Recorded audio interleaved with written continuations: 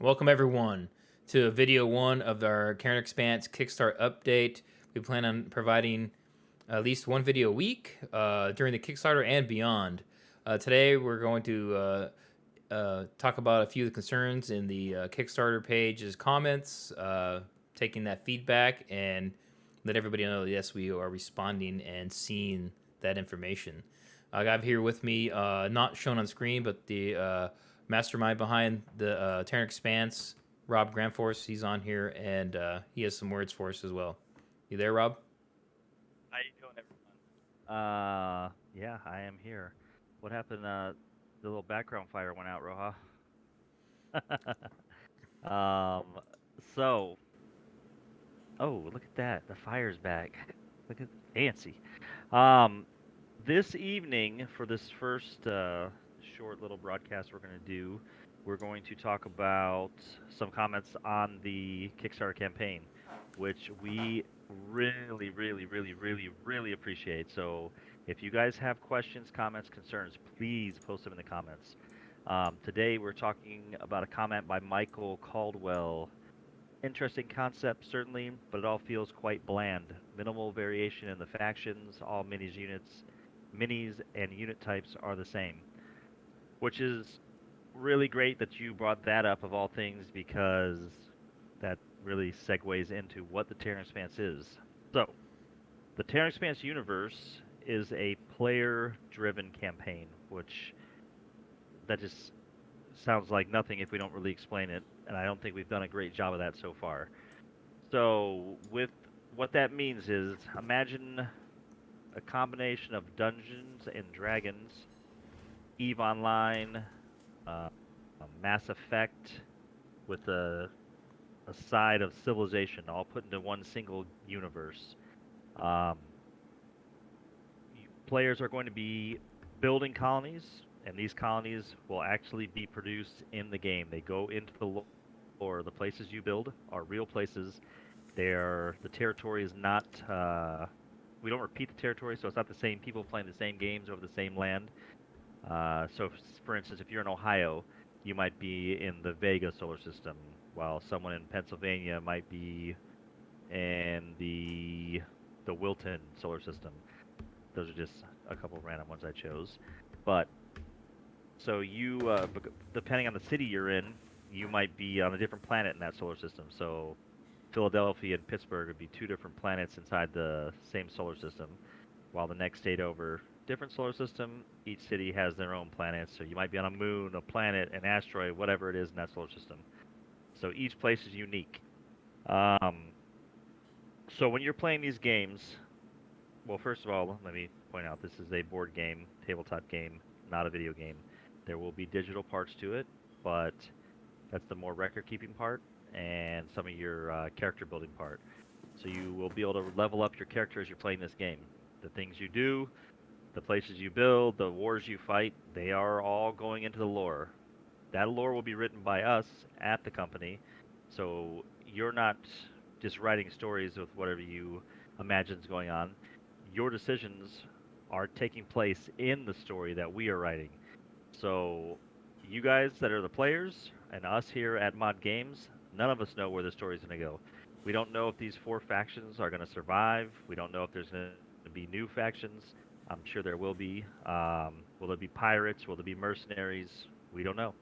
Will you guys blow a planet to smithereens and take it back to the Stone Age?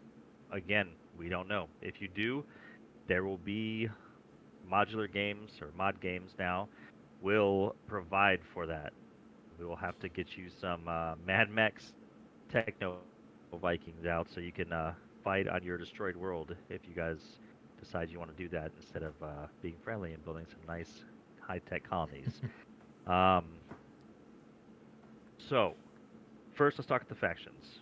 There is a massive empire at the center of of the Terran Expanse.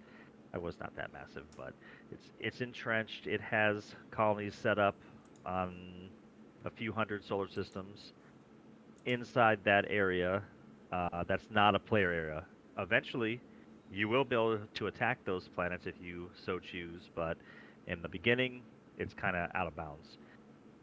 the 4 factions that are playable. The first is coming from that country, right? So core world's autocracy is that nation in the middle. They're kind of the Imperials of Star Wars, the bad guys of the Roman Empire. They're actually based on the Roman Empire. Um, they send out expeditionary fleets that colonize areas of space. Once this happens, a colonial migration occurs. So they force people that they don't agree with out of their areas by basically opening these new lands for them to colonize, right? So as this happens, the other 3 factions get further and further away from their solar systems, but at the same time, that's increasing their control over the solar systems they had. Um, and those factions then they build colonies, and then the the whole thing repeats itself. The the core world's autocracy will send legions out, start making things rough for these guys, and they'll move out to the newly terraformed worlds. So the first faction would be the expeditionary legions. These are They're direct legions that are created by the core world's autocracy. It is a playable faction, and it's made up of failed legionnaires. Like you might have failed the government somehow. You might have, who knows what you did. Any minor infraction could see you in the expeditionary legions. Criminals, you might get a pardon to be in there, or malcontents are assigned there. So these people, they're marginally loyal to the core world's autocracy, but um, they're like, this is their last shot. If they fail at this, then they're out, just like the rest of the people in the other factions are. Now, the 3 factions that are not mentioned here, or not aligned with the core world's autocracy, first we have the colonial hegemony. This is a original Earth faction before the core world's autocracy rose up. They freedom, democracy, pretty much a Western stylized faction.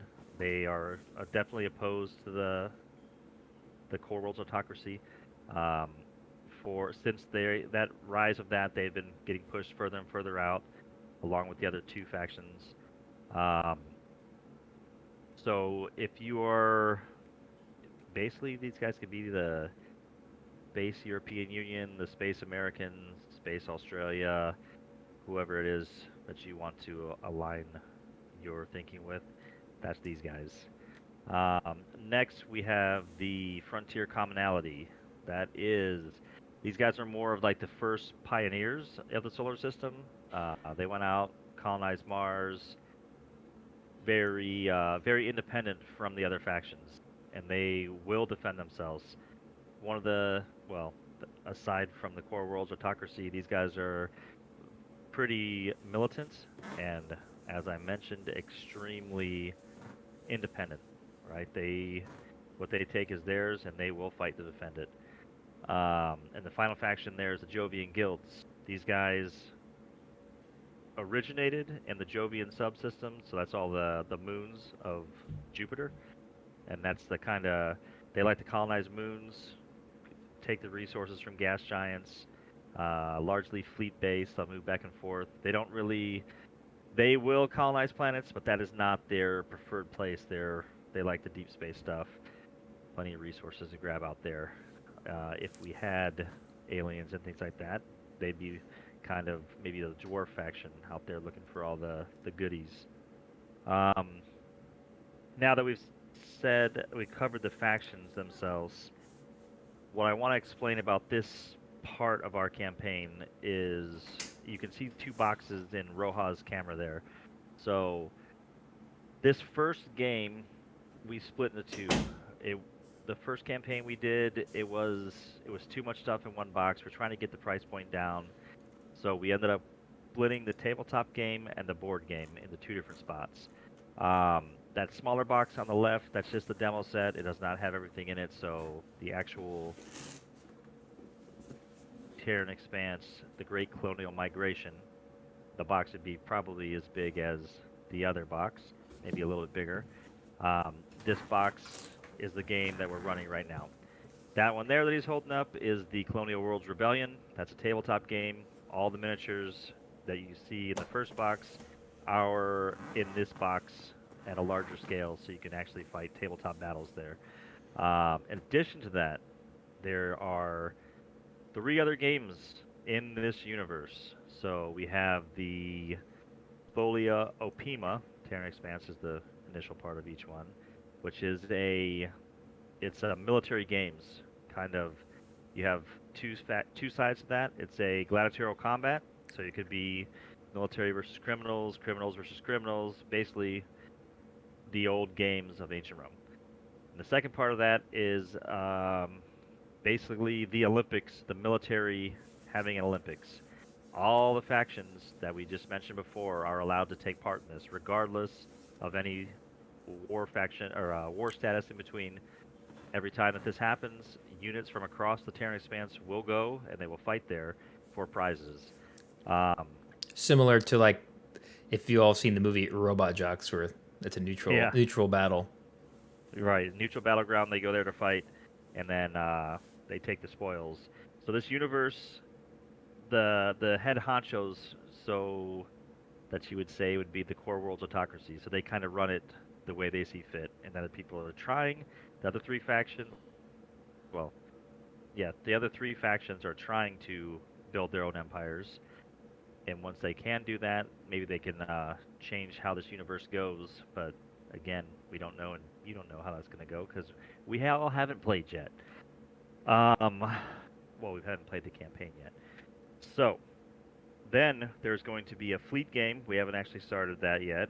There's the three I mentioned already. We have, and then the final was the final. Oh, the final game is the also we have not started yet. It's for special operations. So you have five different ways of playing. You have tabletop, that's more of a war related. What we're working on right now, this active campaign, the Great Colonial Migration. This is where players go out there and actually colonize these planets and start to build the empires that you're working on. So as the game starts, the campaign starts, you are a member of one of those four factions, and you're out on a planet and you're trying to secure as much resources as you can, build yourself a military to defend your spot, but you're also trying to help the other guys of your faction, not only in your city, like you're in Cleveland, all the other game stores they're playing on different continents of the same planet. You want to help the peoples that are in Columbus, the people that are in Cincinnati, so you can send resources back and forth through planets and things like that. If you're winning on your planet, you might want to send troops out to the other guys. Now that doesn't mean you have to drive down to Cincinnati to do that. You can do this digitally in the game. You transfer resources to these guys, and now they get a little pickup. They get reinforcements to help them against the people that are beating them down there. Um, and then next, you have the Colonial Worlds Rebellion. This is the tabletop game. When you're starting to play with this, so I mentioned the kind of role-playing part of this game. When you play games, I don't know if you guys out there have heard of Solaris. Solaris is fun. You're exploring, building some planets. By the end of the game, you're controlling 500 worlds, and really you lose a lot of the detail of what's going on. You're kind of overseeing from the top, but you're not really. You lose all the fun from the beginning of the game. That's not what Terran Expanse is. You will have to delegate. You'll have to help each other. It's a team sport here, and you're only one person, so you only can be in one place at a time. So if you're taking part in a war that's maybe even a multi-planet or multi-solar system, the character you have chosen, you'll be able to fight battles on the tabletop, leading your troops in the Colonial Worlds Rebellion. If you're not there, you can fight out battles using the rules from this game, which is the Great Colonial Migration. It's kind of zoomed out, a non-player character kind of thing, so you don't get the detail of the combat because you're not actually there. As you level up, you'll be able to take direct control of more people, direct control of more provinces that you secure. Um, and you'll actually be able to get subordinates underneath you. So people that control provinces, you guys can link together as teams and then work together to kind of mutual defense pack. Eventually, players are going to take control of the whole thing, right? So in the beginning, you're going to receive messages or missions and things like that from us at Mod Games as the leaders of your factions. Eventually, you guys will decide who is the leader of your faction, and then that person, whoever volunteers that wants to be it, if you guys hold elections, vote on it, who knows what's going to happen. You guys take charge. You guys plan your operations, and you do your thing. Um, if you want to attack the core world's autocracy proper, not the expeditionary legions, that's when you start dealing with mod games. That's our in-game kind of thing. So you actually can interact with us, the game creators, in the future. The fleet game, obviously, we have not gotten into that too much, but you might like to play Star Wars or Battlefleet Gothic, things like that. That's your thing. There's a spot for you to do that. The special operations is letting you do you want to steal some technology, try and assassinate someone, things like that. A skirmish game, maybe Star Wars Legion scale or Warhammer 40,000 scale, something like that. But it's small actions, uh, maybe squad on squad or platoon at most. And then those 5 games, they all go into this campaign. Now, I bet you guys are saying, "Wow, that's a lot," and that sounds like maybe work more than a game.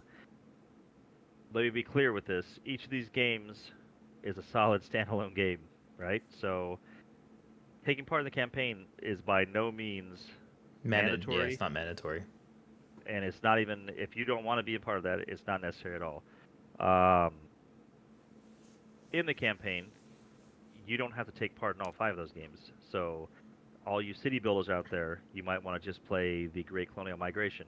All you military folks, you might love the Colonial Worlds Rebellion. If you if you always loved like Battlestar Galactica, Star Wars, all these sci-fi great shows with these huge fleet battles, the fleet game might be you. That's your niche. You only want to do that. Special operations, there's a ton of people out there who like skirmish games. Easy, cheap, quick. Get in there, play a game, 20 minutes to an hour, and you're done. Boom. Now, the feature that we're going to add in the future, once we have all these games set up and the campaign running, Roja doesn't want to play in the campaign. It's too much for him. He'd rather just play the skirmish game, or the fleet game, or whichever individual game there is. The people who are playing the other games, they might not be playing I might have a huge colony I've built, but I want to send a special operations mission in, but I'm not really down with playing these skirmish games. So we will have some forum thing. This is not in place yet, but once we have it running, you will be able to put that mission out there, and then the person that actually plays a skirmish game can go play against their friends. So you're not really into the record keeping or tracking of the campaign, but that battle you fight against your buddy will be the answer to what I sent for my special operations mission. So that's pretty sweet. You guys can really minimally get involved in the campaign. Now, again, as Rohan and I just said, it's not mandatory. These games are standalone. So each one of these games you can just get out of the box, play with your friends, have a great time. Or you can join the Grand Campaign. In the middle of that is you guys can create your own pocket empires or pocket universes and do a smaller version of the Terran Expanse, and you guys just make it up. We provide everything you need. You just use what the campaign is and make your own world with just your friends. You don't have to worry about a global campaign and all this. Um, and the last bit he wanted to talk about, Michael, the units and minis. So currently correct. They are all the same. So we're starting from a common point here, and then we're branching out. Once we've branched out, there will be a lot of new units. We want to do track vehicles. We want to do wheeled vehicles. We want to do a whole bunch of different mecha. We have a mecha called the Condor who actually carries armored infantry, which was one of my favorites, but we didn't quite fit him into here. I was like, dang. We have some sweet drop ships. There's a bunch of stuff. We have different faction-specific armored infantry that we couldn't fit them into this set just yet. Like there's a Roman Legionnaire one is my favorite. I love Roman history. That's why the Core Worlds Autocracy came out like that. But these miniatures or these factions are going to vary once the campaign actually starts, right? So I'm not sure exactly how far they're going to vary, and that all depends on you guys, the players. But 100% there will be or faction-specific units. Those can be captured, but it's not going to be on a large-scale thing. That's more of a at your local game group If you lose them, another guy gets them, they can repair them. There's all rules for that. Won't go into detail on that right now, but in our later videos we will. Um, but talking about the variations here, so the 4 main factions automatically, the playable factions will be supported by mod games.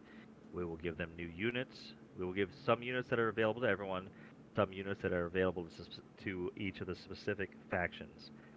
But, as I mentioned towards the beginning of this long talk, you guys are able to found your own new factions, right?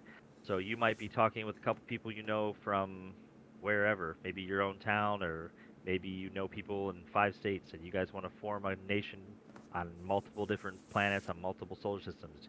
You very well can do that. Uh, if your faction's small, we're going to support it, but we're not going to support it in the same way as making miniatures, right? So let's say you have a 20-man faction. We will design units for you as you create them. We can talk back and forth with our design team to get these miniatures made, and they will be more of a. We're gonna have like a 3D printer kind of not a faction, a 3D printer area of development, right? So all the you 3D printer enthusiasts out there, we support the community. You guys will be able to support these smaller factions. There'll be some. The way we're looking at it right now is you will be able to place orders through. Say Roja wants to run a 3D printer business printing Terran Expanse sub factions models. He take an order through him, that'll come through us, and then through licensing, he would supply those miniatures. The packaging, all that, we'll have it designed, have it provided, and in that way, we invite all of you 3D printers to join us, and it helps us to expand this universe to really the depth we want to. We wouldn't be able to really jump in there and get plastic miniatures for 10,000 minor factions, but if we have everyone that wants to try this, do this, we can really expand it a lot. And we also Now, wouldn't. We're not going to be overly restrictive on.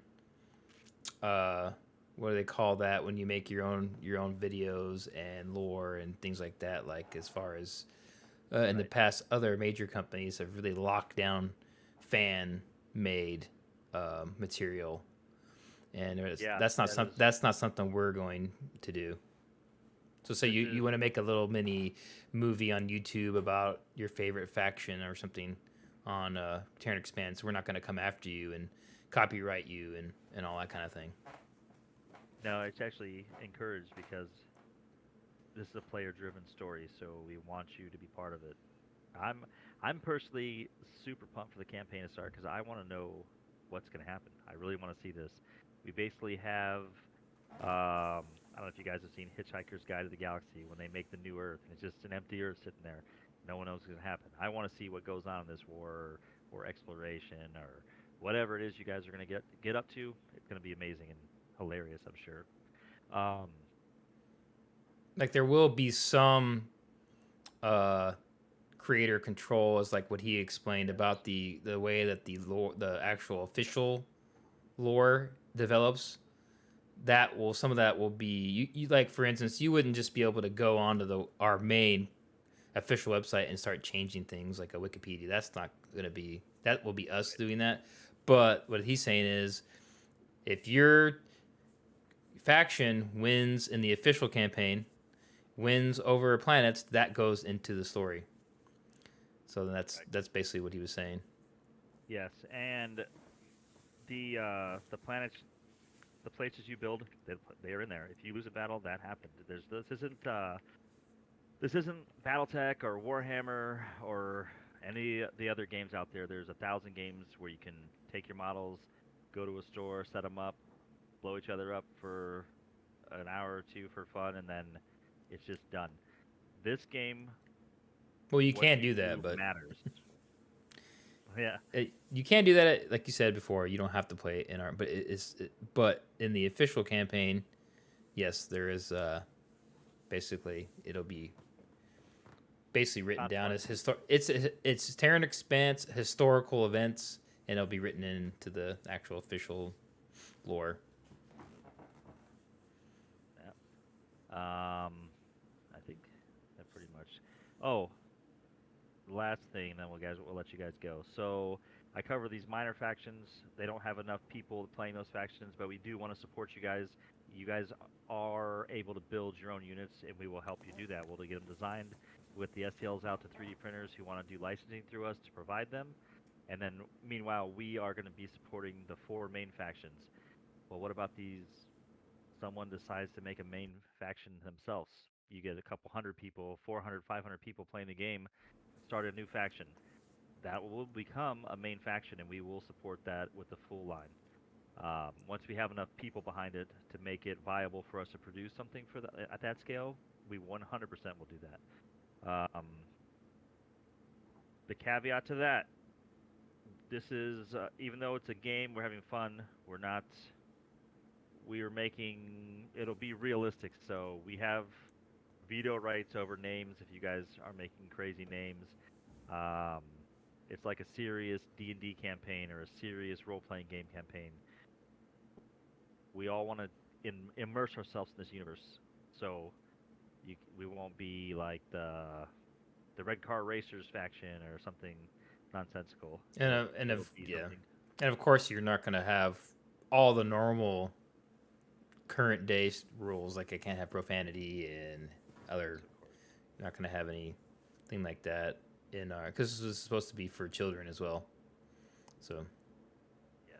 and that'll come out later on, all the specific policies and things like that, like every other company has. There will be minimal stuff on that. So Next week we will talk to you guys about this specific part of the Terran Expanse. I know it went a little long today, but there was a lot to cover, and I know what we were talking about this current campaign, but we wanted to really show you the entire scope of what we are doing here. So, Roja, if you do not have anything else, I think this is a good spot to end it for this week. yeah, that's all we have for now. We're still have, as far as the Kickstarter goes, we still have 20 days to go, and we've done some serious progress in the last week. We appreciate all the support so far. We're really trying to get this going. Like I said, we are designing this game well, heck, probably it's been in people's heads for 10 years. So this has been a long. This is you're just Like seeing the the. last 4 years. Yeah, but it's been in your minds for you want us wanting to make our own game, but the actual Terran Expanse has been 4 years in the making.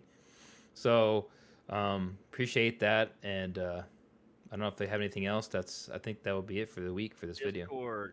Come join us on Discord, guys. So And with also, all these, oh, but if you find this YouTube video, make sure to like and subscribe. I'll put all the links in the description of this YouTube video to link you to the Kickstarter, the Discord, the website, and in the future we will have more actual official Twitter and all that, and Facebook. We have Facebook, I believe, don't we? We have official Facebook yeah, yet? official Facebook. There's Instagram. When you guys see our stuff, please comment. The What Michael brought up, loved it. It opened this conversation, and we'd like to have dialogue with you guys. So please, if you have a question, if you have an idea, bring it to us. We'll talk to you about it. We'll try to respond to every single person. All right, I think that does it for now. You guys have a great night. All right, thank you.